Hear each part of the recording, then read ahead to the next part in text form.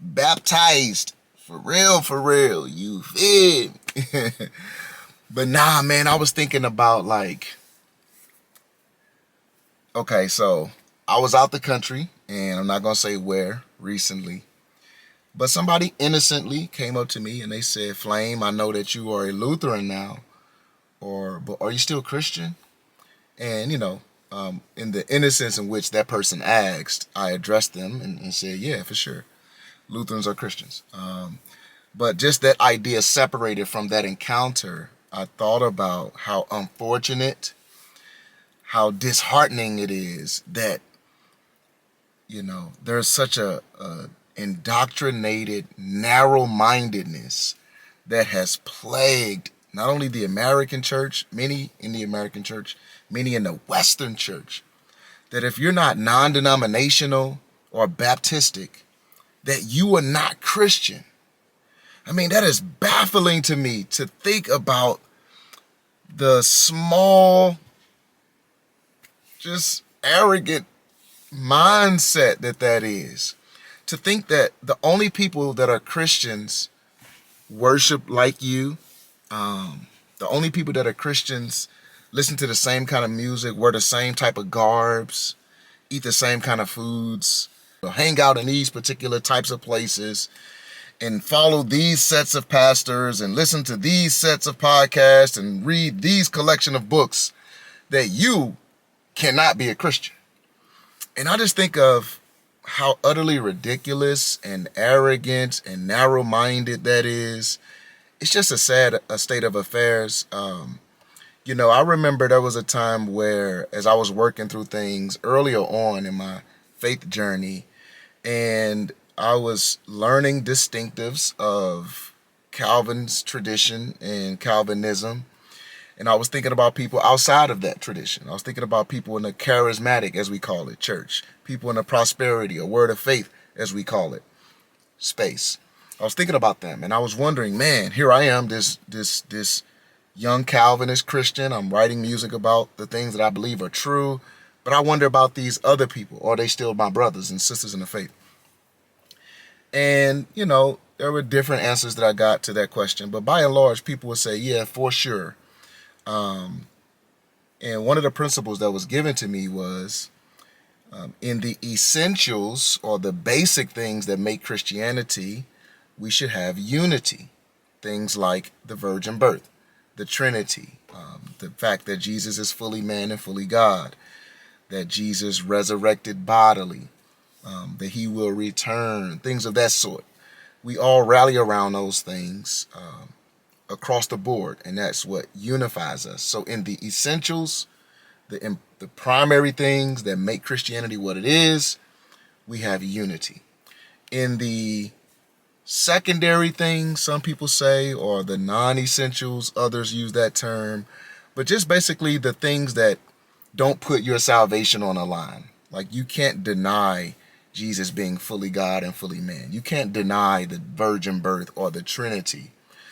These things make Christianity what it is. I mean, you can't say you're eating a Chick-fil-A sandwich and it's pizza. You feel me? Like, that's not Chick-fil-A.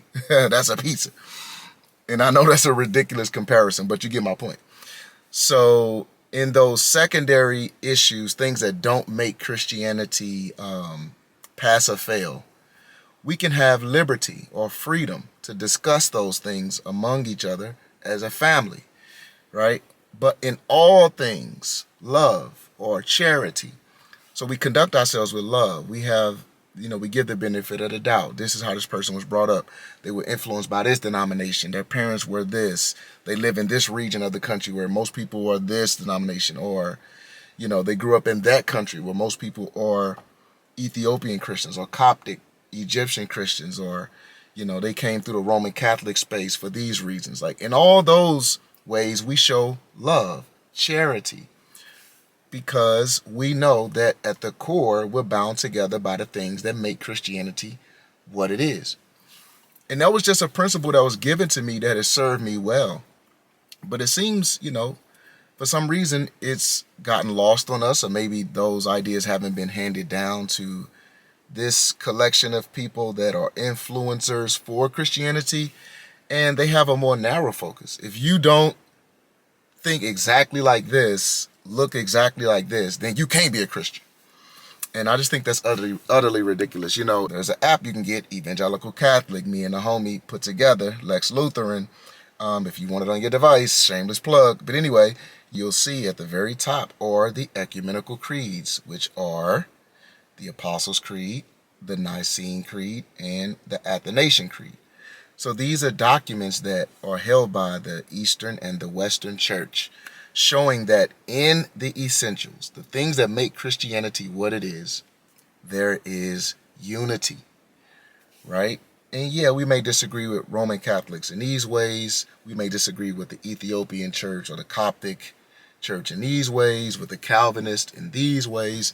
But nonetheless, we're not going to kick them out of the faith, or nor should they us, because we all have Christ in common as he's rightly understood by and large from the Bible. And in ways that we have variations, we should talk, we should regularly think through things with one another if we can. We should pray that God will unify his church around the truth of what the Bible has revealed, realizing that we live in a broken and a fallen world. And that means our minds, our intellect is broken and fallen. That means our ability to reason and to use our smarts isn't fully intact.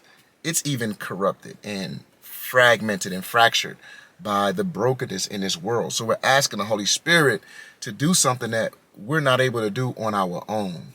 So anyway, I just think that it's time for us to really revisit that principle, so that we can, know that God is saving people. He's using a variation of denominations all across the world. And, would it be great for us all to think the exact same way, to process the Bible in the exact same way? Yes, that's what heaven is going to be, where there will be no more debate or discussion. But until then, we should be more charitable in terms of acknowledging our brothers and sisters in the faith. I remember when I wrote the song "We Gon' Reign." It was about the 21 Coptic Christians who were murdered, and I just remember, I was so scared to put it out, because at the top of the song I was shouting out, or really lamenting our brothers who were beheaded, and I was praising them for their courage, and I was thanking God for their example to stand under such difficult and challenging circumstances. And I put that song out just really by faith, hoping that God will honor it. And I was scared, you know what I'm saying? But I was like, man, I believe these are my brothers in the Lord, and I just think how sad it is that I had to wrestle with that, because, a lot of the influence from the people at the top in that space that I was in at the time cast a lot of doubt. And I just think that's sad, So again, my prayer is that we would get back to the principle of, in the essentials, unity. In the main thing is unity. In the secondary or non-essential things, liberty, right? Or freedom to talk and think and to process and maybe hold a view that this other person doesn't hold. But in all things, love, charity, right? Having that patience and that ability to think the best about a person, understanding their scenario as they live in their own skin. But but thank God that Jesus has forgiven us of our sin, that it's not based on how we see one another, but it's based on him and his work that he's done for us. So if we're trusting in Jesus by faith, the one who is fully God and fully man, truly God, truly man, who is the second person in the Trinity, then we're trusting in his work for us by faith. Praise God. And, there may be all types of heterodoxy in our Christian space, but let's pray for one another. Let's ask God to help us to unify around the truth of his word. So that's just on my heart today, man. I just think about how we just kind of have to grow up and become more mature in this area, because we need each other. We need the strength that is in numbers. One can send 1,000 to flight, two can send 10,000 to flight. The Psalms talking about prayer and sending angels to flight. And I don't even know everything that means, but just in terms of power and numbers and God using our prayers, let's get as many people praying as possible. You feel me? So yeah, let's be less hasty to write people off. Let's be less hasty to try to, X out Christians that don't think the same way we do. So if you're a Roman Catholic, a Coptic Egyptian Christian, an Ethiopian Christian, if you're a Lutheran, a Calvinist, a non-denominational, and we're all holding to the core essential ecumenical creeds, the Athanasian Creed, the Apostles' Creed, the Nicene Creed. We're all holding to those doctrines in there that bind us together. You are my brother. You are my sister. I am your brother. You feel me? So let's thank God that we have a family, and we may not all agree on everything, but we have a family. Let's be thankful for the family that we have in Christ. And let's ultimately thank God that he's forgiven us of our sin, of our arrogance, to think that if you don't think like me in every single point, that you're not a brother, you're not a sister. Thank you, Jesus, for forgiving us, because we got it bad. You feel me? So anyway, that's my rant for tonight. You know what I'm saying? Extra Nose Nights, we back. Yeah, so much more could be said. Much less could have been said too. You feel me? But it could just be so frustrating and sad, you know what I mean? And as your other brothers and sisters are out there, hearing you take shots at them, hearing you condemn them to hell, hearing you call them a heretic, simply because in those secondary or non-essential areas, they may think a different way, then that could be soul crushing. You know what I'm saying? And yeah, so anyway, thank God for Jesus. That's the point. You feel me? Thank God for Jesus. He knows who's in his family. And even when people get it wrong, it is what it is. You still gonna see me in heaven. You feel me? I'm still gonna see you in heaven. So we family, whether you like it or not. You feel me? So yeah, God's peace, man.